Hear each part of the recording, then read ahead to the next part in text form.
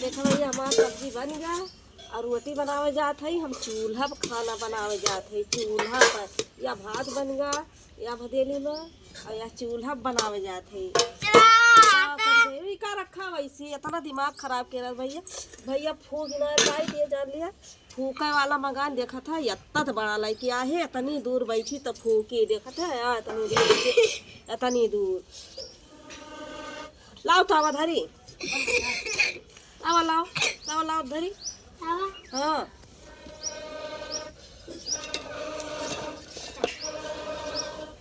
इतना बड़ा मंगाए रहा ना इतना बड़ा लेके आए देखा था या अब रोटी बनावे चलते हम हमारे देवरान अब भैया ये जान लिया का करे भैया सब अब हगन बैठा है फूका है बताया तले बड़े भैया ऐसे फूकी थी ऐसे ऐसे फूकी तो बरस हमसे ये फूका ना नहीं करत